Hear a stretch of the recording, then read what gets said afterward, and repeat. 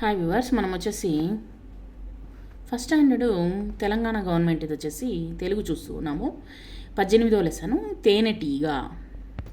చింత చెట్టు మీద తేనె తొట్టె ఉండెను, తేనె తీగలెన్నో దాని చుట్టూ ఉండెను. మనం వచ్చేసి చింత చెట్టు మామూలుగా అడవుల్లో ఎక్కువగా మనము తేనె తొట్టెల్ని చూడగలుగుతాం అన్నమాట. తేనె తిట్టెలు వచ్చేసి చింత చెట్టు మీద ఉండిందంట.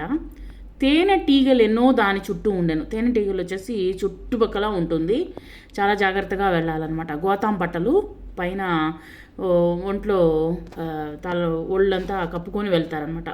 తుట్టె చూస్తే నోటిలోన ఊటలు ఊరెను. నోట్లో వచ్చేసేమో లొట్టలు ఊరుతూ మామూలుగా వచ్చేసి ఏమైనా మనము తీపి కానీ లేదా పులుపు కానీ నోట్లో వచ్చేసి నీళ్లు ఊరుతుందనమాట. తేనె జుర్రుకుందామని మనసు పుట్టెను. ఎలాగైనా సరే తేనెని తీసుకోవాలని మనసేమో లాగేస్తూ ఉంది. తేనెటీగ లాను చూసి బుగులు పుట్టెను. అంతలోనే బొంతలోని తాత వచ్చాను. అంతలోకే బొంత వేసుకొని ఒక తాత వచ్చాను. ఈగలెళ్ళి పోయేటట్టు పొగను పెట్టెను. ఆ యొక్క ఈగలు చనిపోయేటట్టు మామూలుగా వచ్చేసి మంట పెడతారనమాట. ఈగలు వెళ్ళిపోయేటట్టు పొగను పెట్టెను. చెట్టు ఎక్కి తేనె తిట్టె పట్టుకొచ్చెను. తీయనైన తేనె పిండి పంచే పెట్టెను. జుర్రుకున్న పిల్లలింటి దారి పట్టెను.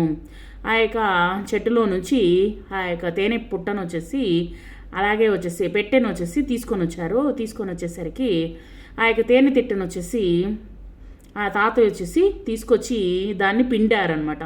పిండేసరికి పిల్లలందరము దాన్ని తాగేసి పిల్లలందరం ఇంటికి వెళ్ళాము. సో మామూలుగా తీపి తర్వాత పులుపు కానీ మనము నోట్లో కానీ పక్కన కానీ ఎవరైనా తింటూ ఉన్నా కానీ లేదా పక్కన మనం చూసినట్లయితే మనకు నోట్లో నుంచి నీరు ఊరుతూ ఉంటుందన్నమాట. సో అదే ఇక్కడ చెప్పడం జరిగింది.